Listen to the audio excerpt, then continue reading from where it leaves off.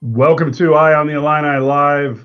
It is halftime. Kedrick Prince, Mike Kegley. We are here talking about Illinois up 38-31 over Indiana at the half. Ked, your impressions of the first half?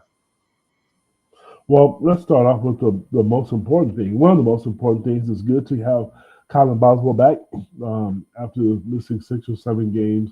I think that is huge for Illinois. You can see his presence on the defensive end of the floor. Probably one of the most impressive things I've seen for him that he's knocked down a three, and on top of the fact he's guarding, because it was a shooting hand that he hurt, which was huge to see him do that. Now the rotation extends. Keaton was able to get a little blow, I believe. I have to check. I thought he did at one time. Maybe I'm wrong. But Illinois looks really good right now defensively. Indiana's a really explosive offensive team too, Mike. Even though Illinois, I think they're getting a hand in their face. They're doing a really, really good job. Wilkinson is a big scorer. He already has 14 points, and I'd love to see Merkovic get going the way he's going with 15, and Keaton. He hasn't hit a three yet, but they're in the game. I just want them to be able to get some stops, and they have a lead. We saw this last time out, Mike. They had a lead, and they didn't capitalize on it. But Indiana's not going to go anywhere. Yeah, I look at this game and you look at the stats. Illinois shooting 45%, Indiana 46. Illinois is shooting 31 from the three, exactly the same as Indiana. And then you have Illinois at the free throw line, uh, basically at 100% at 3 for 3, and Indiana's at 50% at 1 for 2. I got to be honest with you, I don't have too many complaints about the first half. I thought the game was called pretty well. Even with what's his face, high knees involved. You at least you didn't have you didn't have a lot of back calls that I just thought, oh my gosh. Illinois only one turnover, Indiana two. Total rebounds, Illinois 18 to 12, with a 7-3 advantage on the offensive end. And I thought there was a couple possessions where Illinois, that rebounding and height, just overall height, was just a big advantage for them. Second chance points 4-5, so Indiana slight advantage there. Points off of turnovers 5-2 for the Illini. Bench points 5-2 for Indiana. Points in the paint 20-14 for Illinois. Two fast break points by Illinois, 0 for Indiana. A real up and down the court game here, Ked. And 2 blocks for the Illini, 2 steals for the Illini, 0 at both for Indiana. 6 assists for Indiana, 7 for Illinois. And you're looking at Illinois had the lead for 14 minutes and 40 seconds of this half. Merkovic with 15, Wagler with 11, Boswell with 5, Jake Davis with 3, 2 for each of the Ivasic brothers, and 5 rebounds for Merck, 4 for Humrickhouse.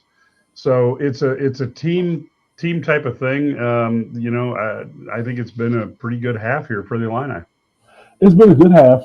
We saw the same, song and dance against Wisconsin. It's a different game, but you want to be able, you're going to have to continue to score. You can't have scoring droughts this time out because Indiana's going to put points on the board. And the one thing I've really noticed, it's kind of tough for people to maybe realize is that Illinois, because of who they are and where they are nationally and what people are saying about them, you're going to get everybody's best shot. Everybody's best shot. And I think the fact that Illinois is a great rebounding team, offensively especially, teams are really focusing on that, which is fine. I mean, I'm not saying that's a bad thing, but so that's why paying attention to little things, the details matter. You have to do what you do and be smart about it. Like you said, they have one turnover, I believe. You don't want to turn the ball over. You don't want to go on scoring droughts where you don't score because you can't stop, and then you have to go down. You're going down to the wire and you're worried about, well, you know what we should have done here when we had this lead and then do that. You want to avoid all that. So, keep scoring. If you can get a couple of stops, that'll be huge. On a different path, one of my favorite things about CBS Sports, I'm a big Clark Kellogg fan. It's kind of disappointing in a way, but it's also a good thing. He always comes on at the end of the year. I think he's good for college basketball. He has a lot of good cliche skills, which I really like about him. But when he's on and you're on CBS, that typically means the season is winding down. Yeah, and it is good to have the Illini on the CBS game. These are important games to play well and have opportunity to win. And it's interesting to me, we'll probably talk about this more at the end of the game when we will also have Marcus Griffin on, as well as we're going to do our best to get Brad Sturdy on. We will talk a little bit about the fact that I really think Illinois is kind of like there's like a subdivision in the Big Ten of teams who play with Illinois, kind of trying to spread the ball and get it in. You've got Illinois, you've got Nebraska, you've got Indiana, you've got Iowa. There's a lot of teams here that if you let them cook on the offensive end, Ked, if you slow down, they will catch you. And they're going to. You're exactly right. I mean, there's some really good offenses in the Big Ten. Everybody's looking. Everybody has shooters. They have guys that can put the ball on the floor. I do think one advantage Illinois does have is the size. Keaton Wagner was able to get to the basket at will. I still like to see them get more post touches. I think, and then the thing with the post touches, I don't see a lot of with Illinois. I'm not a fan of. Once they throw the ball in the post, they don't relocate. They throw the ball in the post and they stand there. And then because if you move, especially if it's coming from the perimeter, like I guess where the B position is with the officials, slide down to the baseline and make yourself available because the defender's backs to you. Because sometimes they're digging. So I would like to see that part of it. I would like to see them do that, and I think that's good. But especially guys like Jake and Keaton Wagner, who are really, really good 3-point shooters. Yeah, I think so too, and I do think that Illinois needs to kind of figure that out. We saw a nice movement in the corner. Jake Davis did kind of a nice move on a drive and made himself an easy target, and then ended up pretty good defense forced him to actually drive on the baseline. But it was good to see that movement. And I think Merkovich he is so smart. I know that he likes to have a sense of humor and everything, but Ked, I see him doing a really good job of grabbing advantages when he can. So he will actually go in and make sure he's hitting the boards hard, particularly when he has the mismatch. And I think he's used that his 6'8", 6'9" height very effectively. I think he's one of the most underrated players in college basketball. Obviously, the interest and all the love surrounding Keaton Wagner, which he definitely deserves. Then you have people talk about how tall they are every game. They don't turn the ball over, and then how they out rebound people. But he's just a difference maker. I mean, I thought he played really well against Michigan State. He just has baskets, and he keeps you in games. I mean, he had some crucial turnovers in the Wisconsin game, but you know what? You can say that about a lot of players, a lot of people, but he is so underrated. If there wasn't such a great year in this freshman class, he would be talked about a lot more himself. He's effective. He looks awkward. He runs different. His shot looks different. It's a set shot, but he's so effective at shooting it, and he's really good at it, and he rebounds really, really well. He's just an underrated player that I think deserves a heck of a lot more credit than he's getting. Yeah, and we got to give DeVries credit. I think somebody mentioned it in the comments section. He went back in with 8 or 9 minutes in the half, and with 2 fouls, and played very effective ball. Didn't get him take any chances that gave a referee the opportunity to blow the whistle. I think anytime a player takes the whistle out of their mouth, so to speak, you're probably doing the good thing for yourself and your team. And I've been impressed by Wilkerson. He is 6 for 9. I will say one thing though, Ked, he is hitting hard shots. You kind of hope that maybe he comes back to earth a little bit in the second half. That's what's tough and frustrating. I think Illinois played really good defense. Indiana's made tough shots, like you said. Wilkerson's made tough shots, and sometimes as a, fan, reporter, or whatever, you want to see teams struggle. Everybody seems to have just not a career day, but just not a bad shooting day. Everybody shoots the ball really, really well against them, or they make free throws. And like Illinois had a hand in their face. They're contesting shots. Yeah, there was a couple of backdoor layups that you're going to miss off some really, really good sets that Indiana ran, and I think that's great. But it would be nice just to get teams to not have really, really good shooting nights against Illinois. I mean, Indiana is shooting 46% from the field, and that's pretty average. But if you can get a team to 39 or 40, it gives you a chance to increase your lead. And that's not happened. Hasn't happened a lot, but like I said, I don't want to contradict myself. You're going to get a lot of teams' best offense and best effort because the way Illinois goes and celebrates when they beat teams and their road kills. I don't know if anybody saw it, Mike, if you saw it. And I'm not mad. I think it's great. When Wisconsin came to town the other day and they beat Illinois, it was Jake Davis night. And I saw Greg Gard go to the locker room with the Jake Davis wing on. I thought that was great. I think that's good for college basketball.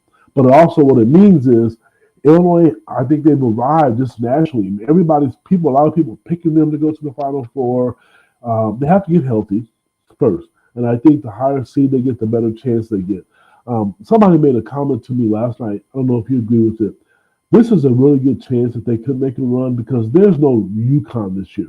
Arizona's good. They were one of the last standing teams. Michigan's good, but so is Illinois. I don't think there's any tears. I think Duke's beatable. I think Illinois can play with all these teams right now. Beginning of the season, not so much so, but right now, I think there's no dominant UConn like they had a couple of years ago, and anybody can be beat. I do think that one thing Illinois needs is to get everybody healthy at the same time. Obviously, Boswell's back. He's feeling good. He looks good out there on the court. You want to get Stojakovic back and, to at least have the 8 guys that Coach Underwood likes to play. We'll see how that story progresses. But, boy, one more body would be nice to have out there in these situations. It would be. What I hope I don't see. I hope, but I don't know how they're going to do it. That's up to the coaches. That's why they make a small amount of money. Sarcasm. I want to continue to see Jake Davis on the floor. I think he brings a different dimension. He is a really, really good three-point shooter. And how about him going to look for rebounds now? And I don't think the people in his camp were too happy last time against Wisconsin. His lack of effort rebounding. Jake's becoming more of a rounded player.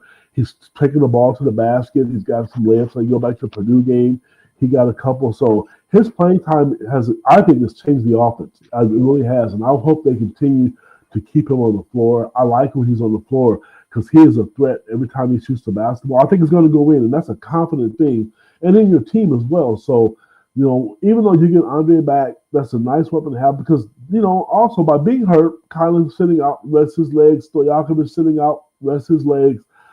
Keaton not so much, and we obviously don't want to see him get injured. But this is a good thing for them, moving forward long term. Yeah, I think so as well.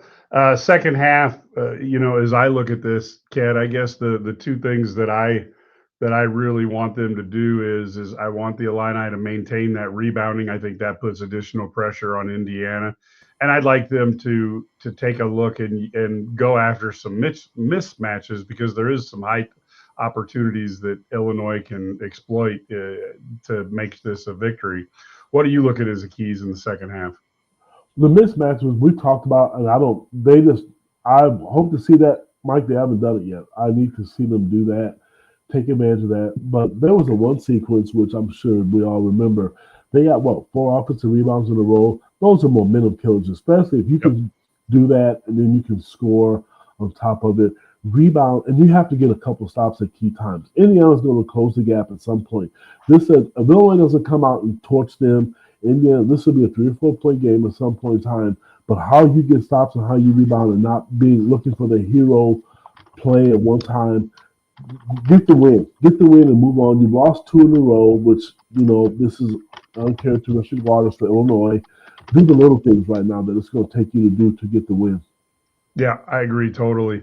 And then I think the other thing, I guess, as we're looking at here is one final wrap is it'd be nice to see Rickhouse, knock down another 3 and get a little more. And I'd like to see the Ivisic brothers be a little bit more assertive this half. The one person that we really want to see, I think, offensively is Tommy because he has the ability to go in the post. Utilize that post presence that you have. Nobody has stopped him in the post. He's so effective with that little jump hook, and he shoots well with both hands. It would be nice to get Zonovan to get a 3 or 2 goal in the second half, but you got to get stops. I mean, I don't care about all the analytics and where they rank 24th in the Ken Palm and all that stuff or wherever they are. I want to see the eye test. Go out there and get stops, get turnovers like Ben Brickhouse, who played up the line, got a fast break layup, lob dunk for Big Z. Those are things that you want to see. I want to see that energy. I want to see Colin Boswell make a difference in the game, Mike. I think the game has started too, buddy. Yep. We'll get going. We'll be back 10 minutes after the game, folks. 10 minutes after the game. Until then, go Illini.